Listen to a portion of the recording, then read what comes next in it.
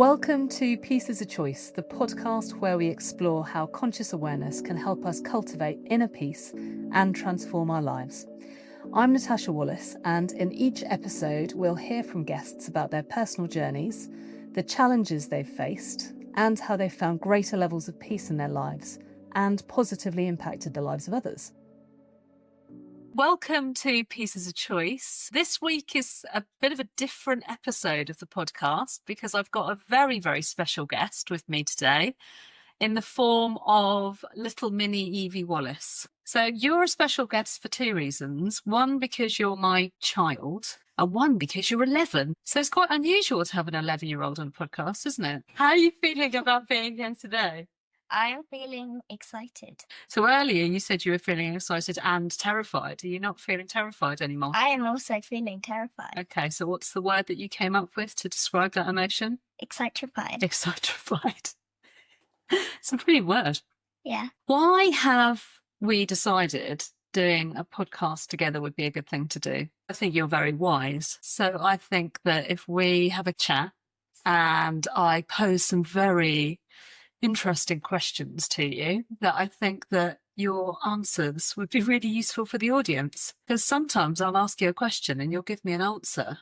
And I think, gosh, you're much wiser than I am. So should we try it out and see how it works? This podcast is all about peace. I think it's really important that we help each other in life, in society, to find a little bit more peace. When I ask you as an 11-year-old what peace is, what would you describe it as? To help others and be nice to everyone in the way you want to be treated and respect everyone. Yeah, so sort of treat other people with respect and be nice to people. Do you think that people are nice to each other?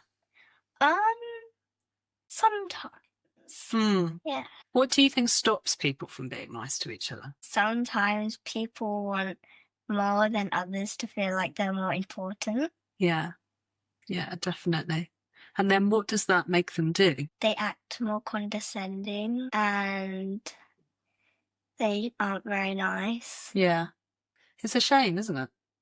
Because ideally, we'd all just be nice to each other, wouldn't we? And as an 11-year-old, like, how easy is it, would you say, to stay happy in the world? I think it is easier if you don't follow what everyone else does. Yeah, okay. If you have your own opinions and you do what you want to do instead of following others. And why do you think that is? So why is it important not to follow the crowd? Because if you do everything that everyone else wants to do, you won't want to be doing what you want to do. How easy is it, do you think, to be just yourself and not follow the crowd? Sometimes people don't like it because you're being different to everyone. But then some other people admire you for it because some of them aren't brave enough to do it themselves. Yeah, okay, that's really interesting. Where do you think the fear comes from? You know, why do you think people are scared about just being who they actually are? Because maybe if other people don't like who they actually are, they'll get bullied for it, or yeah. Yeah, so you're sort of worried about what other people think about you. But so you're pretty unique. Like, we love that, don't we? It's not like you're got super loads of confidence. You have a bit of confidence, but not always. But you are pretty comfortable with just being yourself, aren't you? And actually, arguably, I would say you're getting more and more confident about that. And actually, I would say you like yourself, yeah? Would you say you're comfortable with who you are as a person? You didn't used to be, though, did you? What do you think changed? Well, I used to always revolve myself around the negative comments and what mean things people have said to me. But now, instead of thinking of them, I have gotten more positive compliments, so I just use them instead of the negative ones. You just focus on the good stuff. Yeah. How did you manage to do that? Because I think a lot of people find that hard. What changed, do you think? I just decided to not care what anyone else thinks and to just be myself because I enjoyed it more. Yeah. You know, you are so wise. For an 11-year-old, like, a lot of people go through their whole life without having this realization. It's incredible. But actually, you've changed as a consequence now, haven't you? So since you decided that actually being you was okay and that being you was good, I think it's probably improved the quality of your life, hasn't it? Why do you think that is? Because I would have just ignored what I actually liked and done what other people have done. But now I've gotten more hobbies that I actually enjoy. I do them instead. Yeah. And do you think you're proud now to be different from other people? Yeah. Yeah. It's good, isn't it? What advice would you give to other people, like either children or adults, who didn't feel like they were able to be their true self, but wanted to be? Just ignore the mean people and just do what you want, because there's more positive people that will be nicer to you than the negative ones. Do you find people who are more like you or who are happy for you to be who you are when you decide you are going to just be who you are? Yeah, it just happens. Yeah. That's quite cool, isn't it? Actually, so we went to the Renaissance Fair a couple of months ago. Yeah. I mean, all I can remember is driving into a field in a random part of Kent, and it was like torrential rain, and standing in a queue for about an hour in the pouring rain. And then I was thinking, this is what love is. When a mum takes her child to the other side of the country and stands in the rain for an hour, I was freezing as well. I don't think we were really ready for it, were we? Were we dressed for rain? Oh, no. Oh, I don't think so. In fact, I mean, we were absolutely soaked, weren't we? But that queue of people was the most diverse queue of people I've ever stood in my life. Can you tell the audience why that was? Because everyone is doing their own thing. What were they wearing? They were just wearing TV show characters, animal masks, big animal costumes. Yeah, things like that. Yeah, it was really cool, wasn't it? Yeah. And then the Renaissance Fair, how would you describe it? I would say it's a cosplay. It's a fantasy type of world, and then people just dress up in costumes. I mean, you were one of the youngest people there, weren't you? I mean, there were loads of adults, but we both experienced something really good on that day, didn't we? Because everybody was just so lovely to each other and so accepting and really inclusive, and everybody talked to each other.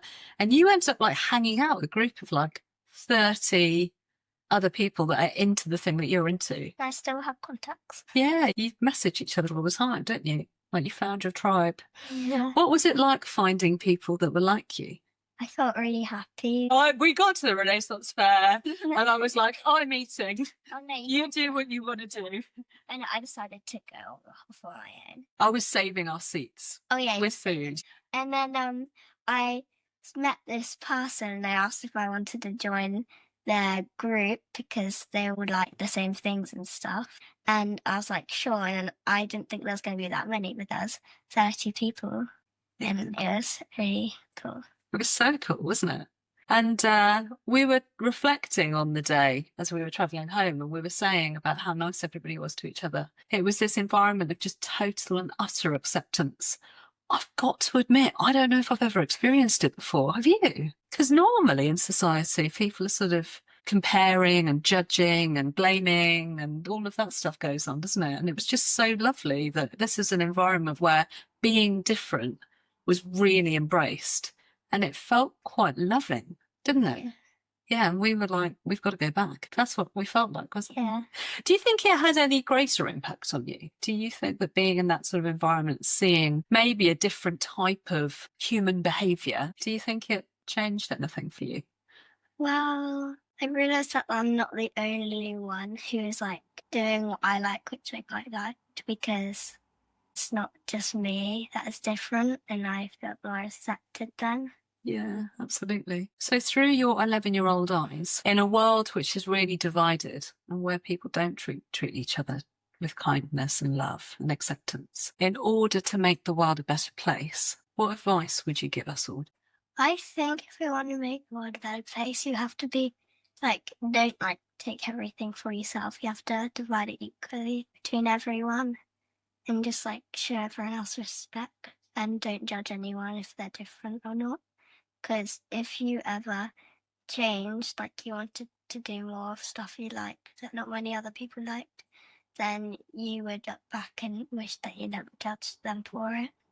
Yeah, wow, that's beautiful. Are you a little mini hippie? How have you become who you are? At the time when I decided that I wanted to like be myself more, I was gonna do that with my friend, like, because we both wanted to do the same thing. We both did that at the same time. So do you think relationships are important? Yeah, because I would have felt more alone if I were to do it. I probably wouldn't have done it because I would have felt like it's too scary to do it on my own because I wouldn't have had anyone to back me up. Yeah. So having a bit of moral support makes a difference, you think? Yeah, fantastic. And interesting, I mean, it wasn't always easy, was it? No. You've been through some tough times, haven't you? What do you think you've learned from the difficult times? You don't need to do what everyone else does because you only live once and it's not worth doing what everyone else is doing. Just do what you want to do. Do you think there's also a need to believe that everything will actually be okay? Yeah. Because it sort of generally is in the end, isn't it? Yeah. Do you think we convince ourselves that it's not going to be okay? Yeah. Yeah. Why do we do that? Do you think we get scared as people? Yeah. What do you think we're scared of? I think just everyone judging you and disliking you. Yeah, because we need to be liked. We need to feel like we're likable. But you know how, like, you often say to me, like, if we're just nice to each other, just be nice and do your best and be yourself, and everything's okay. Like, that's pretty much how you see the world around you, don't you? Some people don't like you being themselves. Maybe that's because they're too scared to be themselves, so they just project at you. This is why I got you on the podcast. This is what I mean about, like, the wisdom. I'm still not that wise, and I'm 47. I think you're right. I think people too scared to be themselves, other people judge you. You sort of constantly walking around the world thinking, did I say the right things? Did I do the right thing? Am I wearing the right thing? And if you can release all of that and just think, you know what, I'm just going to be a good person, and do the right thing by other people as far as I can, and just be myself, actually find a lot of peace in that, can't you? For anybody who's listening to you thinking, oh, I wish I could be like that. I wish I could just be myself, or I wish I could be that comfortable with myself. What advice would you give them? The only people who are like saying negative things to you are probably like insecure and they feel like they want to be you, but they can't, so they just are negative. Yeah. So it's like their own stuff. Yeah. It's actually got nothing to do with you. So you might as well just be yourself. Yeah. Yeah. Just be nice as well. Be yourself and be nice. Because you know how some people say, like, be your authentic self, or I'm just being myself, but actually they're not very nice. Both sides of it matter, don't they? Like, you have to be kind to people, Yeah. and you can be yourself. Yeah, great. Fantastic. Any final wise words to share with the audience today? Just don't worry about other people judging you because in the end it won't really matter. Yeah, in the end, it doesn't really matter. Yeah. Fantastic. Well, thank you so much for coming on the podcast today. Have you enjoyed it? Yeah. What was that word that you said at the start that you were feeling? Excited. How are you feeling now? I am pumped. Pumped. Yeah. Brilliant. I'm really pleased. Maybe we'll call the podcast The Journey from Excitrified to Pumped. And nobody will have a clue what that's all about. Great. Well, it's been a pleasure hanging out with you. Thank you. It's been a pleasure gaining your endless wisdom. Thank you for being you. Thank you for teaching me about, I'm going to start crying now. You know I like a bit of a comedy, don't you? About being your authentic self, just being you, and that being totally cool. And if the haters hate, it's on them. Yeah. Yeah. So just be a bit more of yourself. Be a bit more Evie. Should we say that? Oh, that's a bit cool. Be a bit more Evie. Sure. Lovely. It was a pleasure doing business with you. Thank you very much. And hopefully you've all enjoyed the podcast today. Who knows? Maybe we'll bring Belle, my other daughter, to do the podcast one day. Maybe we'll just bring you back. Yeah. We'll have, Evie's wisdom lessons or something. Evie's Wisdom Wednesdays. Evie's Wisdom Wednesdays. What do you think we could talk about next time? Something to do with wisdom. Something to do with wisdom. Okay, so it sounds like we need to work on that. Anyway, okay, lovely to have you here. Thank you. And I'll see you for lunch in the Yay! future. Bye. Bye!